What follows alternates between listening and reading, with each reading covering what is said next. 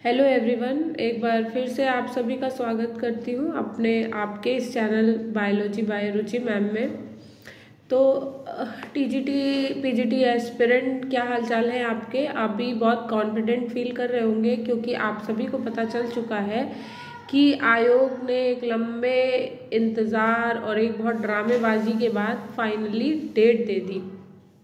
तो हम सभी को भी बहुत एक रिलैक्सिंग न्यूज़ मिली क्योंकि लग नहीं रहा था कि आयोग जो है इस बार कोई भी ढिलाई करने वाला है। शायद जो है एग्ज़ाम ये जल्दबाजी में ही करा लेंगे और लिप पोत देंगे, लेकिन शुक्र है भगवान का ऐसा कुछ हुआ नहीं। और सबसे अच्छी बात जो इन सभी के बीच हुई कि आयोग ने जो आयोग की जैसी छवि रही है काफ़ी दिनों से क्या कहेंगे, काफ़ी सालों से, कि हर मतलब भर्ती को ये पंचवर्षीय योजना बनाते हैं, इस बार भी कोई कसर तो नहीं छोड़ी।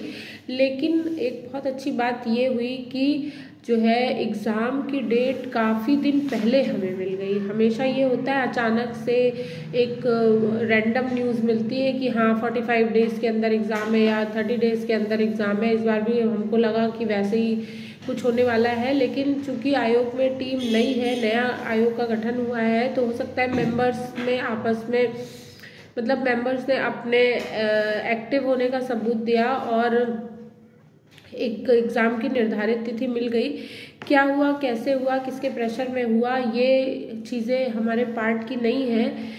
हमारा पर्पस ये है कि हमको मतलब हमारे लिए जो अच्छी बात हुई, हमको एक डेट मिल गई। देखिए, बहुत ज़्यादा इधर उधर की बात में न पड़ के हमें अपने मुद्दे की बात पता रहनी चाहिए कि हमको डेट मिल गई और अब हमारे पास एक मजबूत रणनीति बनाने का हमको एक मौका मिला। पहले की जो तैयारी थी, हाँ ठीक है, किसी भी तरह हमको एग्ज़ाम देना ही था। 30 डेज़ में कैसे भी रैपिड फायर बना के, चाहे 24 से 24 घंटे पढ़ के कैसे भी हम देते, लेकिन हाँ कोई भी एस्पिरेंट अपना 100% तो नहीं दे पाता। तो अभी बहुत सारा समय मिल गया है। अब ये आप समझ लीजिए, इस टाइम को आपने बिल्कुल भी किसी भी हालत में इधर उधर बर्बाद नहीं करना है, क्योंकि हमको मोटा मोटा 4 महीना मिल गया है। 4 महीना बहुत होता है। अगर आप ज़ीरो से भी तैयारी करते हैं तो आप इसमें अपना जो है सक्सेस फिक्स कर सकते हैं। कैसे फिक्स कर सकते हैं कि आप एक मजबूत रणनीति बनाइए। मैंने अपने पिछली वीडियो में एक आपको एग्जाम्पल के तौर पे एक रूटीन 30 डेज़ का बनाया था, लेकिन आप उसी रूटीन को अगर आप 4 महीने की अपनी स्ट्रैटेजी में बदल देते हैं तो मुझे नहीं लगता कि उसमें उस जो स्ट्रैटेजी में, उस रूटीन में कोई भी ऐसी कमी थी, कहीं से भी कोई कॉर्नर आपका छूटने वाला है। हम लोगों ने पर डे का एक टॉपिक डिसाइड किया था, 2 टॉपिक डिसाइड किए थे। बायोलॉजी सब्जेक्ट की बात कर रही हूँ, या आप किसी भी अपने सब्जेक्ट के, चाहे आप हिंदी से हो, सामाजिक विषय से हो, इंग्लिश से हो, या किसी भी सब्जेक्ट से आप हो, तो आप जो है अपने सब्जेक्ट के जैसे हम लोग बात कर रहे थे कि 2 टॉपिक डेली करेंगे, 4 स्लॉट्स में डिवाइड करेंगे, उसी रणनीति को आप अपने 4 मंथ की स्ट्रैटेजी में बदल दीजिए और आप जो है अपने आपकी जो लाइफ स्टाइल हो, या मैं क्या बोलूँ कि हाँ डेली रूटीन जैसा हो, आप वर्किंग है, स्टूडेंट है, आप कहीं प्राइवेट जॉब करते हैं, या आप हाउस वाइफ है, तो आपको दिन में जितना आपको अपना जितना भी मैक्सिमम, यहाँ मैक्सिमम ही लेना पड़ेगा, क्योंकि कितना जो भी टाइम मिलता है, मान लीजिए आपको पूरे दिन में 4 घंटे मिलते हैं, तो उनको फुल यूटिलाइज कीजिए। ऐसा नहीं है कि आपको दिन में 14 घंटे फ्री मिल रहे हैं और आपने 4 घंटे ही पढ़ाई किया, तो ये बहुत न्याय नहीं होगा। आपकी पढ़ाई के साथ कहीं से भी आपको लूप होल नहीं छोड़ना है। तो आप पूरे दिन की स्टडी को इस तरह से डिवाइड कीजिए कि सारी चीज़ें आप पैरेलल लेके चल पाए। मेरा मतलब कहने का ये है कि आपको प्रीवियस ईयर क्वेश्चंस भी लगाने हैं, आपको साथ साथ प्रैक्टिस भी करनी है और आपको अपना सिलेबस भी कवर करना है। तो इस हिसाब से 4 मोटे मोटे बिंदु हैं, या आप बोलिए आपकी जो स्ट्रैटेजी है उसके 4 इम्पॉर्टेंट पिलर्स हैं, और इनको साथ में लेकर एक आप अपनी बेहतरीन तैयारी को अंजाम दे सकते हैं। मैंने पिछली वीडियो में बताया था कि आप प्रीवियस ईयर क्वेश्चंस लगाइए, साथ में डे वाइज आपको लगाना है।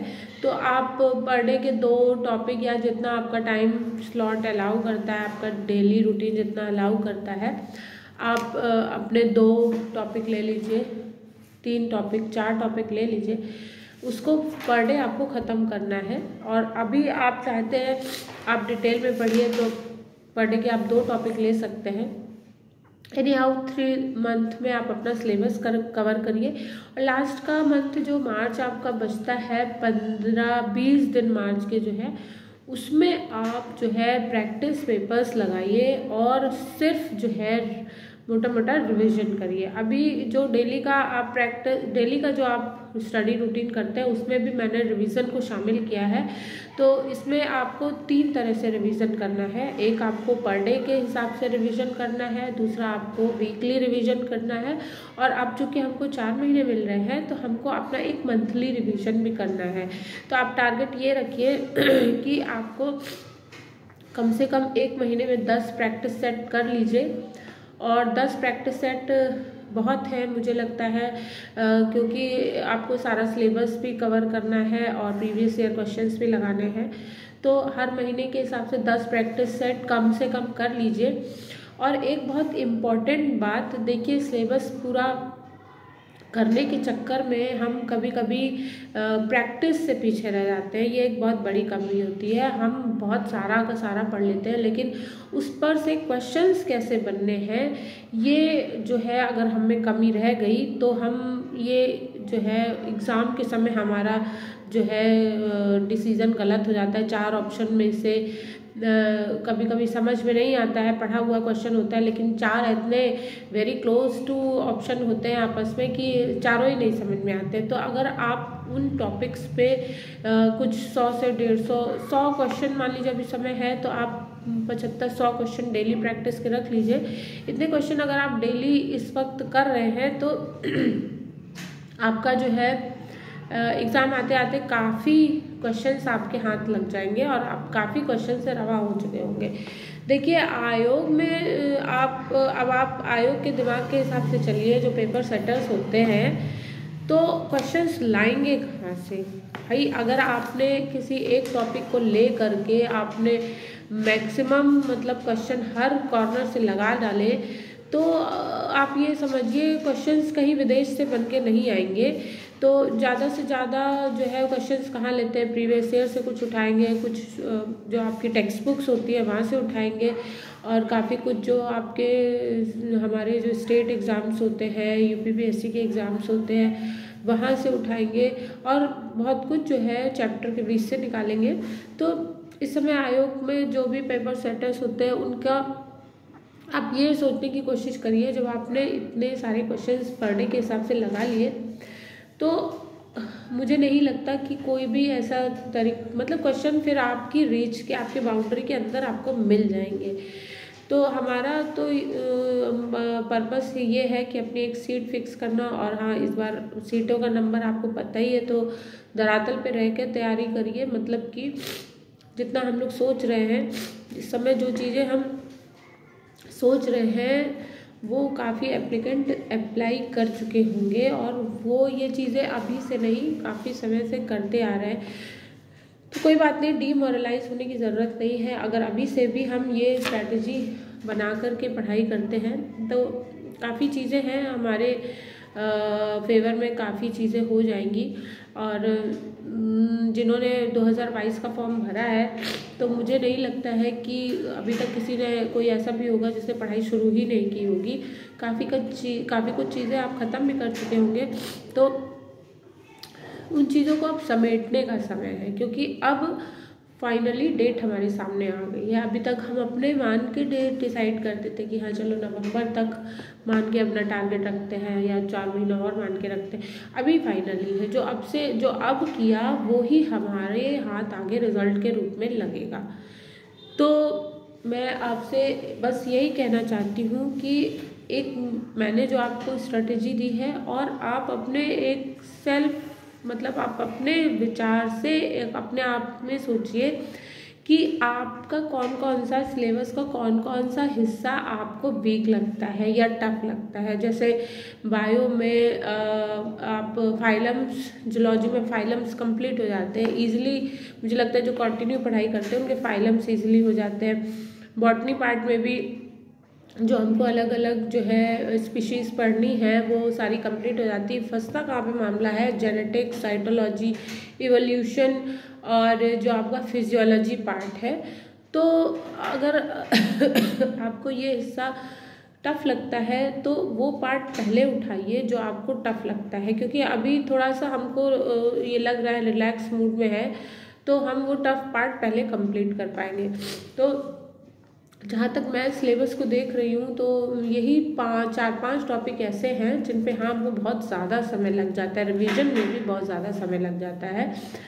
तो अगर आपने भी ये टॉपिक्स पहले बहुत गहराई में नहीं पढ़े हैं तो अभी आप डिटेल पढ़ सकते हैं। और हाँ, एक बहुत ज़रूरी बात कि ये टॉपिक्स जो है रिवीजन करने के लिए आप एक नोट्स ज़रूर बनाइए, क्योंकि देखिए अभी 30 डेज़ का जो टाइम मिला था तो दिमाग काम नहीं कर रहा था कि कौन से जो मोस्ट इम्पॉर्टेंट टॉपिक है वो हार्ड है, जल्दी रिवीजन हो नहीं पा रहे थे।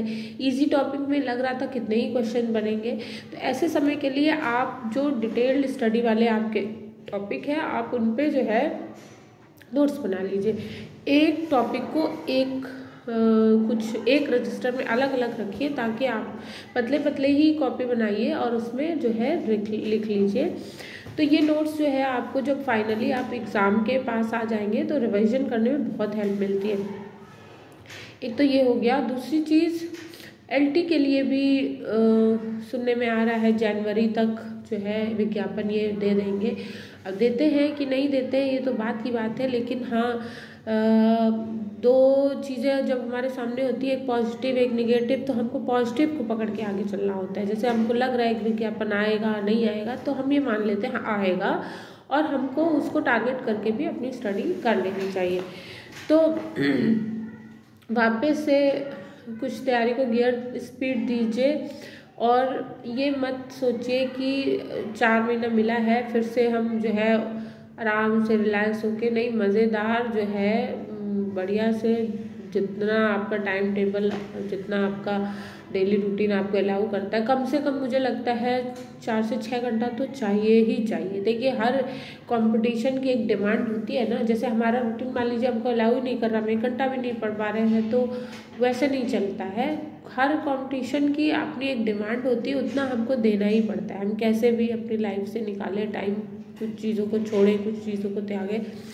तो इस वक्त भी अब अगर मिनिमम आप 6 से 7 घंटा देते हैं तो आप अपनी पढ़ाई के साथ न्याय कर पाएंगे बस। और इसके 7 घंटे के बाद आपको जितना बोनस टाइम मिल जाता है तो बहुत अच्छी बात है।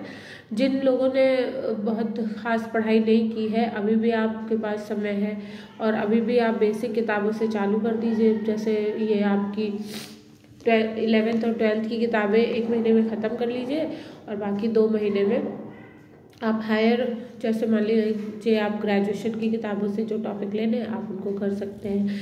तो कहने का ये मतलब है जब आप समझ जाएंगे कि हमको करना है तो आपको रास्ते भी दिख जाएंगे। पिछली बार भी मैंने यही कहा था कि बहुत ज़्यादा होपलेस होने से हमारा समय ही ख़राब होता है। जहाँ तक आपको रास्ता दिखता जा रहा है वहाँ तक आप चलते जाइए। और अब आप जो है अब अपनी डिटेल्ड स्टडी कर सकते हैं, टाइम है। साथ साथ में 2 चीज़ें बिल्कुल मत भूलिएगा, एक तो प्रीवियस ईयर क्वेश्चंस की प्रैक्टिस और दूसरा जो आप डेली टॉपिक पढ़ते हैं उससे रिलेटेड मल्टीपल चॉइस जितने आपके रिसोर्सेज से आपको मिल जाते हैं, यूट्यूब से मिल जाते हैं या आपके पास मल्टीपल चॉइस की कोई बुक है आपके पास। मैं आगे की वीडियोस, मैंने पिछली वीडियोस में आपको कुछ टेक्स्ट बुक जो है बताई थी। आगे आने वाली वीडियो में मैं आपको प्रैक्टिस के लिए बुक्स भी बताऊंगी। मतलब उसमें हर चैप्टर्स में 250, 300, 400 क्वेश्चंस तक मल्टीपल चॉइस क्वेश्चंस हैं। तो अलग अलग रिसोर्सेज से अलग अलग choice question, multiple choice question निकालिए, उनको सॉल्व करना स्टार्ट कर दीजिए। और लास्ट में मैं आपको यही कहना चाहूँगी कि आप जो है सिस्टमैटिक पढ़ाई शुरू कर दीजिए, क्योंकि इसके बाद अब समय नहीं मिलेगा। जो जितना डिलाई होना था सब हो चुका, अब फाइनली एग्ज़ाम हमारे सामने है। तो आशा करती हूँ आपको मेरे वीडियो से कुछ अच्छे पॉइंट्स मिले होंगे। और अगर आप के सामने ये वीडियो स्क्रॉलिंग के समय आया है और आपको मेरा वीडियो हेल्पफुल लगा है तो प्लीज़ चैनल को सब्सक्राइब कीजिए। मेरे वीडियोस में आपको TGT, PGT, UP TGT, PGT और बाकी एग्ज़ाम से रिलेटेड जो है तैयारी के लिए हेल्पफुल वीडियो मिलती हैं और ये आप अपने सभी दोस्तों में शेयर कीजिए। और मिलती हूँ आगे ऐसे ही और हेल्पफुल वीडियो के साथ। तब तक बने रहिए मेरे साथ। धन्यवाद।